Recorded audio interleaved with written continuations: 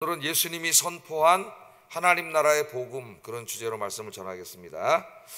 자, 신앙생활에 있어서 가장 근본적이면서도 중요한 것은 복음이 뭐냐는 거죠. 복음이 뭐냐. 우리가 복음을 전해야 됩니다, 뭐 이런 얘기 많이 하잖아요. 근데 복음이 뭐냐 하는 겁니다. 교회를 오래 다녔어도 복음이 무엇인지 그 내용을 전혀 모르거나 혹은 또 알고 있다 하더라도 한 측면만을 왜곡되게 확대하게 그렇게 알고 있는 사람들이 있습니다. 대표적으로 이제 어떤 분들은 이 복음을 지나치게 내세지향적으로만 해석을 해서 죽어서 우리가 죄사함 받고 천국 가는 거, 복음의 핵심은 그겁니다. 이제 내세지향적으로 이것만 강조하는 분들이 있고, 또 어떤 분들은 지나치게 현세적인 것으로 이 복음을 해석해가지고 이 땅에서 하나님의 축복받아서 돈 많이 벌고 평안하게 잘 사는 것, 그걸 또 이렇게 확대해서 강조하는 사람도 있어요.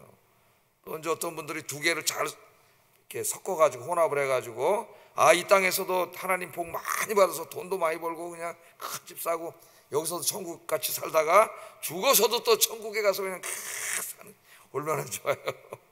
그게 복음이라고 그렇게 알고 있을 수도 있습니다. 다 어느 정도의 복음의 일면은 다 담겨 있어요. 뭐 전혀 잘못된 건 아닌데, 그러나 어느 한쪽만을 너무 확대해서 이야기할 때 예수님이 가르치신 복음의 내용을 왜곡할 수가 있고, 이 복음을 잘못 이해하면은 우리 신앙생활이 잘못된 길로 갈 수가 있어요.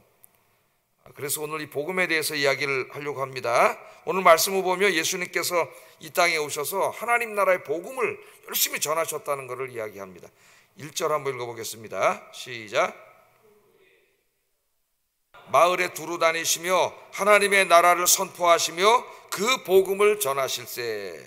그러니까 예수께서 각 성과 마을로 두루 다니셨으니까 이 마을 저 마을 성으로 바쁘게 돌아다니셨죠. 마가복음에 보면 어떨 때는 식사할 겨를도 없었다 그랬어요. 식사할 겨를도 없이 그렇게 바쁘게 예수님께서 일을 하셨습니다. 돌아다니셨는데, 돌아다니시면서 하신 일이 뭐예요? 하나님 나라를 선포하시고, 그 복음이니까 하나님 나라의 복음이란 말이죠. 정관사가 붙었으니까. 하나님 나라를 선포하셨다. 즉 그 하나님 나라의 복음을 선포하셨다는 거예요. 하나님 나라의 복음을. 그래서 저는 신학 공부를 하면서 이제 예수님이 막 병자도 고쳐주시고 귀신도 쫓아내시고 이런 이제 기적적인 치유 사역도 많이 하셨지만은 그것과 함께 더 열심히 하신 것이 하나님 나라의 복음을 전하셨구나, 그걸 알게 됐어요. 그런데 이제 안타까운 것은 예수님이 전하신 하나님 나라의 복음의 내용이 뭐지?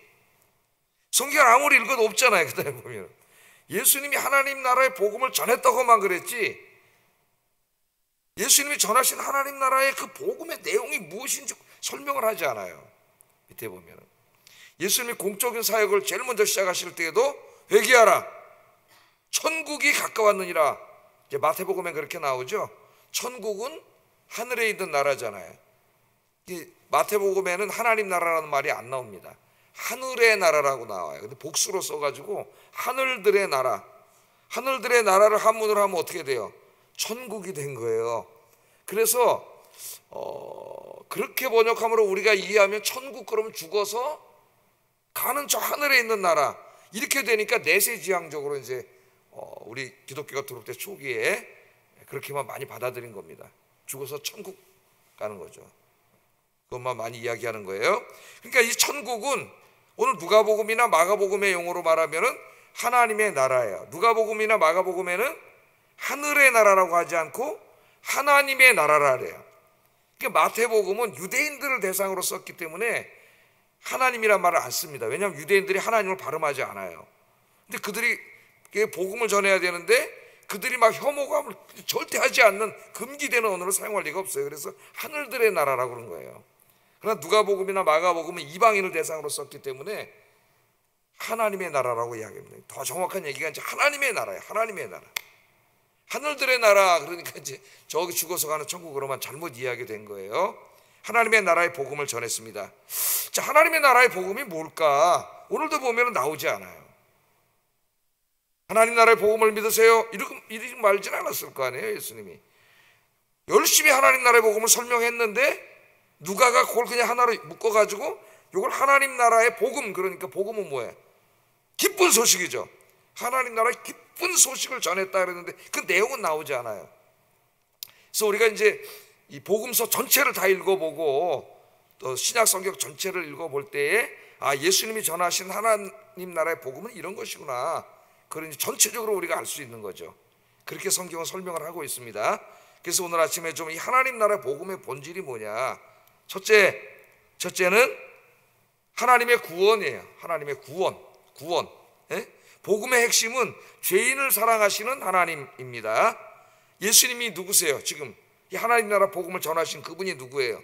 이 죄인들을 사랑하셔서 그들을 구원하시려고 인간이 되셔서 이 땅에 찾아오신 하나님이시잖아요.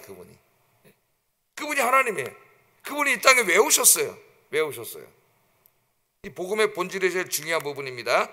세례 요한이 예수님을 보았을 때 뭐라고 얘기합니까? 요한복음 1장 29절 한번 읽어보겠습니다. 요한복음 1장 29절 시작.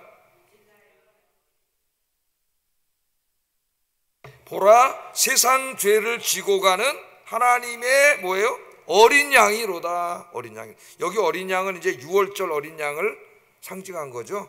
유월절날 유대인들이 이제 그 문설주에다가 어린 양의 피를 이렇게 출애굽할 때 바르면은 죽음의 천사가 지나가다가 어떻게 돼요? 어린 양의 피를 바른 그 집은 유월 지나갔다는 말이에요. 영어로 패스오버예요. 그래서 유월절이 지나갔다는 말입니다. 지나가고 그 어린 양의 피를 바르지 않은 애굽인들은 다 죽었어요. 장자들이 다 죽었습니다. 그래서 어린 양은 항상 이제 나중에 누가 되냐면은 메시아에 대한 상징이 되는 거예요. 근데 바로 예수님이 누구예요? 바로 그 세상의 모든 죄를 지고 가는 어린 양이라는 거예요. 그러니까 세상의 모든 죄를 지고 가는 어린 양은 또 구약 제사에 보면은 대속죄일 날 모든 사람의 죄를 짊어지고 희생을 당해서 죽잖아요. 이 유월절 이미지와 대속절 이미지가 다 있는 겁니다. 예수님이 누구냐? 모든 세상의 죄를 다 짊어지고 죽으실 바로 저분이 하나님의 아들이시다. 요한이 그렇게 얘기를 했어요. 그럼 예수님이 이 땅에 왜 오셨는지가 벌써 여기 분명히 드러나죠. 그럼 예수님 자신은 자기에 대해서 뭐라 그랬느냐? 하나님 나라 복음을 전할 때 이게 다 들어가는 거예요. 마태복음 20장 28절 또 마가복음 10장 40절 여기 한번 읽어보겠습니다. 시작. 도리어 섬기려 하고 자기 목숨을 많은 사람의 대속물로 주려 함이니라. 예수님이 자신에 대해서 설교한 거죠. 자기가 왜 이 땅에 왔느냐? 섬기러 왔는데 어떻게 섬겨요? 자기의 목숨을 많은 사람을 대신해서 죽는 대속물로 줘. 그래서 우리의 죄를 다 짊어지고 예수님이 죽으심으로 우리의 죄를 사하시기 위해서 왔다. 예수님이 이 땅에 오신 중요한 목적을 예수님이 이렇게 말씀을 하셨습니다. 그래서 어저께 우리가 뭘 공부했어요? 유대 땅에서 사람들이 제일 손가락질하고 죄인이라고 여겼던 그 몸을 파는 여인 창기, 그 여인을 우리 예수님이 어떻게 하셨어요? 그의 죄를 사하시고 용서해 주셔가지고 여인이 너무 감격하고 감사해서 예수님 앞에서 막 눈물을 흘리면서 얼마나 울었는지 막 눈물이 예수님 발에 떨어지니까 자기 머리카락으로 예수님 발을 닦고 향유를 붓는, 예수님 내가 너 죄를 사하노라 하는 감격적인 장면을 어제 우리가 공부를 했죠. 그 부분이 복음의 본질을 가장 잘 설명하는 부분이다. 제가 어제 그렇게 이야기를 했습니다. 그래서 이 하나님 나라 복음의 제일 중요한 부분은 우리가 죄사함 받고 구원받는 거예요. 이건 뭐 우리가 다 알고 있는 거죠. 죄사함 받고 구원받는 거, 이 하나님 나라 복음의 핵심이라고 말할 수 있습니다. 그러나 거기서 그치는 게 아니에요. 하나님 나라의 복음이 왜 이게 우리에게 기쁜 소식이냐? 죄사함 받고 구원받으니까 기쁜 소식이에요. 우리 같은 죄인이 예수님이 안 오셨다면, 예수님이 대속제물로 자기 생명을 주시지 않았다면은 저와 여러분 모든 인류는 죄 가운데 살다가 죽어서 다 지옥 갈 소망이 없는 인생이었는데 이 하나님의 사랑으로 우리가 구원받았습니다. 어제 그랬잖아요. 기생의 아들도 사랑하십니까? 그랬더니 가가와 목사님이 하나님 모든 사람 차별 없이 사랑하십니다. 이 복음의 핵심이라고 볼 수가 있겠습니다. 그런데 여기서 그치는 게 아니라 우리가 복음을 좀 더 잘 알아야 돼요. 이처럼 우리가 예수님을 믿을 때 예수님 우리의 죄를 사해 주시는데 우리의 죄를 용서해 주실 뿐만 아니라 그 하나님께서 이제 우리 안에 찾아오셔요. 이제 하나님의 통치라래요. 하나님의 통치하심. 우리 신약 성경에는 주로 하나님의 나라라고 많이 번역했습니다. 하나님의 나라는 어떤 영토를 말하기보다는, 영토를 말할 땐 주로 종말론적인 의미의 이제 하나님 나라를 말하고, 주로 현재 임한 하나님 나라를 얘기할 때는 하나님의 다스리심, 하나님의 통치하심을 의미해요. 통치하심.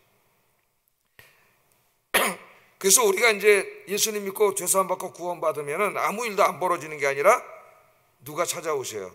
성령 하나님이 찾아오시는 거죠. 우리 예수님이 약속해 주셨잖아요. 보혜사 성령을 보내주신다고. 성령 하나님이 찾아오시는 거예요.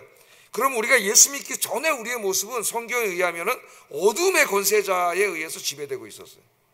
그러니까 이 세상의 모든 사람들은 다 자기 어떤 합리적인 이성에 의해서 판단하고 그렇게 살아간 사람들이 아니에요. 어둠의 권세자가 그들을 지배하고 있어요. 눈에 띄게 아주 그냥 자기의 종으로 딱 삼아서, 누가 봐도 저 사람 신이 들렸구나. 그런 사람 누구예요? 무당, 점쟁이. 가짜 무당 말고 진짜 무당, 작두 타는 무당, 신내린 무당을 말하는 겁니다. 가짜 무당도 많아요. 진짜 무당, 진짜 점쟁이들. 이렇게 확 장악해가지고 사탄이 자기 도구로 쓰는 사람도 있지만은, 사탄의 보편적인 방법은 뭐예요? 자기가 자기의 모습을 감추고 사람들로 하여금 사탄이 어딨냐? 오늘 현대인들처럼 그렇게 없게 믿게 하면서 그 사람들의 실질적인 어떤 이성과 그 사람의 감정과 의지 속에 들어가가지고 죄짓게 만드는 거죠. 하나님 떠나게 만들고 우상 숭배하게 만들고 다 그런 거죠. 바울 서신 읽으면 가득 차 있지 않습니까? 그런 말씀으로.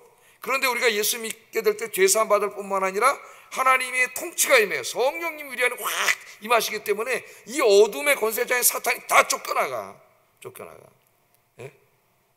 그래서 우찌무라 간조 목사님이 예수 믿고 제일 좋은 게 뭐냐 그랬더니 귀신으로부터 해방된 거라 그랬어요. 일본은 귀신이 수만 개잖아.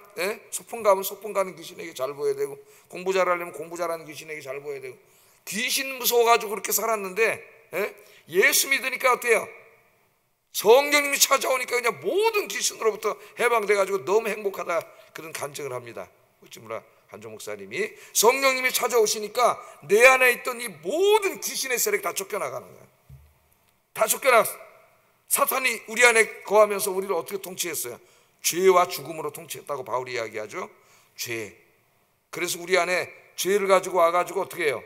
자꾸 죄짓게 하는 거죠. 우상 숭배하게 하고, 하나님 말씀 어기게 하고, 악을 행하게 하고, 또 하나는 뭐 죽음으로 우리를 통치해서 두렵게 하고 무섭게 하고, 이 죽음의 공포를 갖다 주는 게 사탄이에요. 사탄. 성령님이 찾아오시니까 생명의 영이잖아요. 성령님 생명의 영이 찾아오시고 의와 거룩의 영이신 성령께서 탁 찾아오시니까 죽음의 권세가 싹 없어지고, 우상 숭배하고 죄짓게 하던 이 모든 악의 권세가 싹 사라져서 할렐루야, 죽음의 두려움으로부터 해방되고 이제는 죄짓지 아니하고 거룩한 의를 행하는 하나님의 백성이 되게 하신 줄 믿습니다. 그러니까 이제는 예수 믿기 전에는 사탄이 지배했기 때문에 계속 죄를 졌지만은 이제는 누가 지배하세요? 성령님이 지배하세요. 성령님이. 물론 여전히 우리가 육을 입고 있기 때문에 사탄이 바깥에 와갖고 자꾸 이제 우리 육신을 유혹할 수는 있지만은 성령님이 지켜주셔서 승리할 수가 있어요. 그리고 귀신은 다시는 건드리지 못합니다. 요한일서 5장 18절 한번 읽어보겠습니다. 시작.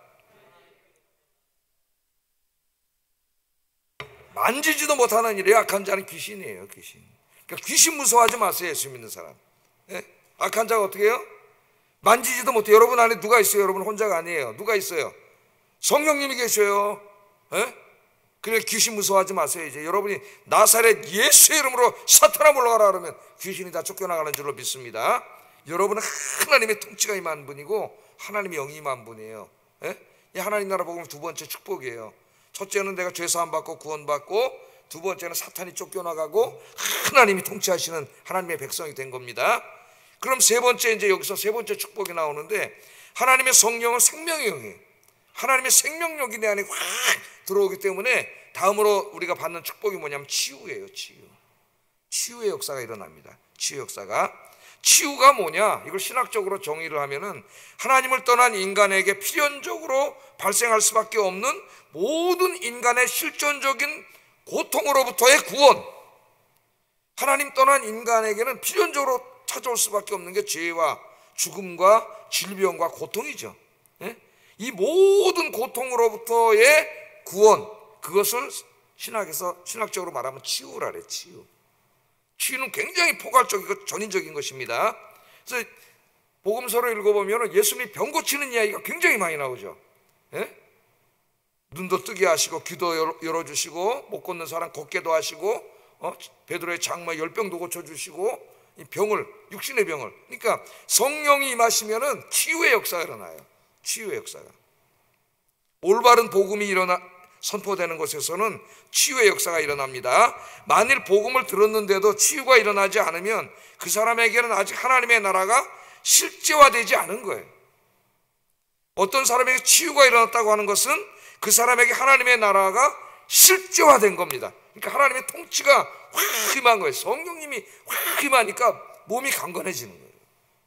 그래서 성령 충만해지면은 몸이 강건해져요. 예. 육신의 질병도 낫고. 그래서 저는 아프고 그러면 내가 손 얹고 기도하고, 그러다 아프면 우리 집사람, 우리 애들 옛날에 어렸을 때 다 와서 저한테 안수 기도해달라 그래가지고, 예. 그렇게 기도했더니 하나님 낫게 하신 적도 있어요. 특별 새벽 기도해야 되는데 열이 너무 나가지고 도저히 그 다음날 어떻게 할 수가 없어요. 그럼 그냥 우리 부목사님한테 부탁을 해도 되는데 또 그렇게 생겨먹질 않았어요. 내가 특별 새벽 기도인데 어떻게 안 나와. 몸은 막 미치 아프긴. 야, 우리 집사람 애들 초등학교 다닐 때 지환이 일로 와라, 아빠 기도 좀 해줘. 셋이서 넣고 기도했더니 할렐루야, 그 다음 날 와서 새벽 기도를 했어요. 성도들은 모르지. 나만 출신인데 나오고. 여러분 아프면 기도하세요. 에? 하나님 치유해 주시오. 그러나 우리가 너무 치유를 잘못 이해해가지고 이 육신의 병에만 국한시키니까 문제예요. 이 치유는 그 전인적인 치유입니다, 여러분. 영적인 치유도 일어나고 또 그 마음의 치유가 일어나요. 마음에. 예? 불안, 우울, 이런 마음의 질병이 더 무섭죠. 예? 이 마음의 질병도 하나님께 들어올 때 치유가 되고, 그것만이 아니라 우리의 인격이 또 치유돼요. 인격의 치유. 인격적으로 형편없는 사람이 얼마나 많아요. 예? 교회 다니면서도 아직 그 성령 임하지 않은 사람이 인격적으로 형편없는 사람이 너무 많아요. 인격의 치유가 일어나고 그 다음에 무슨 치유가 또 일어나요? 도덕적인 치유가 일어나요. 그래서 성령님이 임하시면 인격과 도덕률이 훌륭한 사람이 돼. 예? 마음이 평안과 기쁨이 넘치고 건강하고, 할렐루야. 그러니까 하나님의 영이 임하면은 이 치유가 일어나게 돼 있어요. 하나님이 우리 안에 들어오시는데 아무 일도 안 일어난다면 이상하잖아요, 여러분. 그래서 세 번째 축복은 이 치유인데, 치유는 무슨 치유라고요? 전인적인 치유다. 전인적인 치유. 예? 영과 우리 마음과 이 육신과 그 다음에 우리의 인격과 우리의 도덕이 다 치유되는 거예요. 정말 그래서 멋지고 강건하고 근사한 사람으로 치유되는 거예요. 성령 충만한 사람의 모습입니다. 이게 세 번째 하나님 나라의 복음의 축복이고요. 네 번째 복음은 뭐 잔잔하게 다른 것도 설명할 수 있지만 국중한 것만 말하는 거예요. 네 번째 축복은 뭐예요? 궁극적인 축복. 죄사함 받은 사람들이 가는 곳이 어디예요? 영원한 하나님 나라지. 영원한 하나님 나라. 이 땅의 나라는 이 땅의 나라는 영원하지 않아요. 죄와 죽음이 가득 차 있어요. 어제도 이렇게 밤에 있다가 뭐 깜짝 놀라가지고 여러분 다 아시겠지만은 그러다 오늘 아침에 다 끝났는데 참 마음이 아픕니다. 이 나라 정치를 보면서 누구를 탓하거나 그럴 게 뭐가 있나. 대통령과 여야 대표가 다 나와서 국민 앞에 섰고 대제해야 된다고 생각해요. 다 이 원흉이에요. 이 국회의원들과 대통령 다 문제예요. 안타깝죠? 거의 밤을 샜어요. 이 나라가 걱정이 되고 마음 너무 안타깝고, 어떻게 우리나라 이 정치인이나 뭐 대통령부터 시작해가지고 다 이게 수준이 이 정도인가, 우리 국회의원과. 너무 안타까운 마음이 있더라고. 이게 앞으로 또 어떻게 이게 정쟁으로 지금 될지. 기도했어요. 다 서로 다 잘못했으니까 모든 놈들이, 나쁜 놈들 아니에요. 정치한 놈들 다 손잡고 화해하고 국민과 국가를 바라보고 같이 가게 해주세요. 누굴 탓으로 돌리고 지금 이걸 뭘 어떻게 할 거예요. 지금 다이지를 해놓고. 죄송합니다. 지랄이라 그랬어. 안타까워요. 안타까워요. 그러나 이 땅에 이제 영원한 하나님의 나라가 임하죠. 우리 주님이 재림하시는 날, 인간의 나라는 어차피 죄와 이 모든 것으로 점철돼 있어. 다 지가 의롭다고 그러지만은 그 속지 마세요. 다 그 한심한 놈, 나쁜 놈들이에요. 이 땅에 하나님 나라가 임할 때 그런 모든 사악한 자들 하나님 심판하시고, 이 땅에 하나님 나라 천국이 임해서 하나님과 함께 영원히 살게 되는 나라. 여러분들 그 나라를 약속으로 받은 줄 믿습니다. 할렐루야. 이게 궁극적인 축복이죠. 그러니까 예수님이 하나님 나라 복음을 열심히 전하고 다녔을 때 뭘 전했느냐 하는 것은 바로 이런 이야기들을 계속 한 거예요. 성도들에게 하나만 얘기한 게 아니라 네 제사 받아서 죽어서 천국 가 이런 얘기만 한 게 아니라 하나님 나라 복음은 죽어서 천국 가는 종말론적인 축복이 궁극적인 거지만 이 땅에 사는 동안도 하나님의 통치가 임하고 하나님의 치유가 임하고 그 안에서 치유받고 이 모든 것이 다 포함되는 거예요.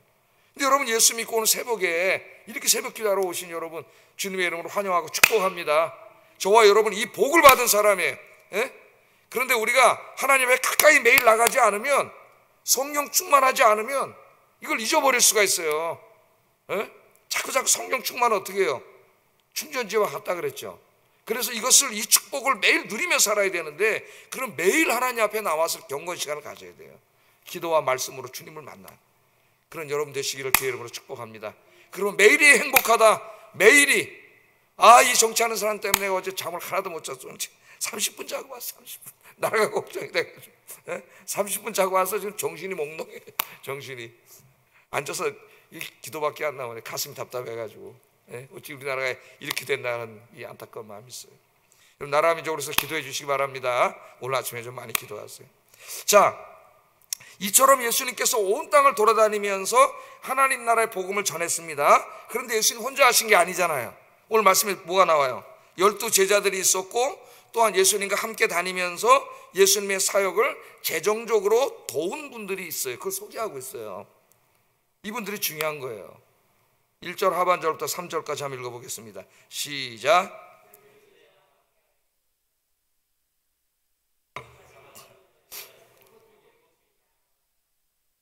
마리아와 헤롯의 청지기 구사의 아내 요한나와 수산나와 다른 여자가 함께하여 자기들의 소유로 그들을 섬기더라. 그들은 이제 예수님하고 제자들을 섬겼다 그런 얘기예요.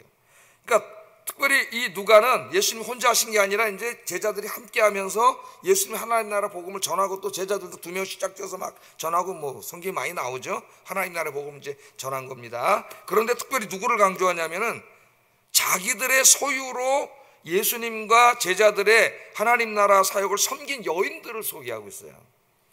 그럼 생각을 해보세요. 한번 예수님하고 12 제자가 다니면 13명이 다니잖아요. 가장 적게 잡았을 때 13명입니다.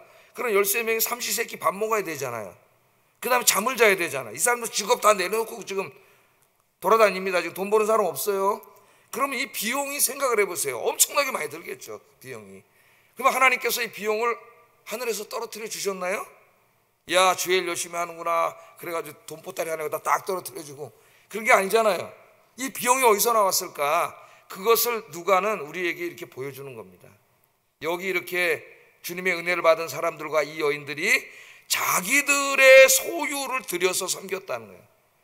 그러니까 예수님과 제자들이 하나님 나라 복음을 전할 때 함께 복음을 전하는 자들과 또한 함께 전하면서 그 드는 비용을 지금으로 말하면 헌금을 낸 거죠. 누구나 빤하지면 헌금을 안 내면 어떻게 이 사람들 어떻게 먹고 살겠어요. 지난주에 우리도 당회 열어서 내년도 예산을 세우는데 우리 뭐 장로님도 계시면은 돈이 없어. 우리 일반 재직 턱없이 모자라가지고 그 한참 고민했어요. 장로님들하고. 그런데 이렇게 재정부에서 계산해 보니까 필수적으로 써야 될 돈 이만큼인데 내년도 예상되는 수입이 그만큼 들어올 것 같지가 않아. 변수가 없다면 물론 하나님 복을 주셔서 이제 부흥을 주시면 들어오겠지만 어떻게 하지 하다 어떻게 해서 하여튼 이렇게 한번 해봅시다. 그렇게 계획을 세우는 그런 안타까운 일이 있어요. 하나님의 일을 하는데 이게 재정 때문에 이게 위축이 되면 안 되겠죠. 그럼 우리 모두가 한번 돌아봐야 돼요. 우리 자기 자신을. 여기 여인들이 이걸 들여서 헌신함으로 여기 부족했다 그런 얘기가 없잖아요. 하나님의 일을 할 수가 있었습니다. 우리에게 부탁하신 이 하나님 나라 복음의 선포 일을 하는데 여러분들이 이 복음을 전할 뿐만 아니라 또 여러분의 소유로 하나님 나라 복음을 전하는데 헌신하는 저와 여러분 되시기를 주의 이름으로 축복합니다. 기도하겠습니다. 자, 2가지를 기도하겠어요. 첫째, 너무 감사한 일입니다. 우리가 얼마 큰 복을 받은 사람, 너무나 큰 복을 받은 사람인데 그거 모르고 사는 사람이 있어요. 맨날 그냥 이러고 잘 보세요. 내가 구원받은 자요, 하나님의 통치하심을 받는 자요, 하나님의 치유하심을 날마다 누리는 자요, 하나님의 영원한 나라의 축복을 약속받은 자임을 기억하게 하소서. 그리고 감사하게 하소서. 첫 번째, 이거 잊어버리면 안 됩니다. 그럼 신앙이 흔들려요. 두 번째, 제자들처럼 여인들처럼 하나님 나라의 복음을 전하는 일에 나의 몸과 시간과 재물을 들여서 헌신하게 하소서. 헌신하는 사람이 없으면 이 일을 이룰 수가 없어요. 나를 사용해 주세요. 같이 기도하겠습니다.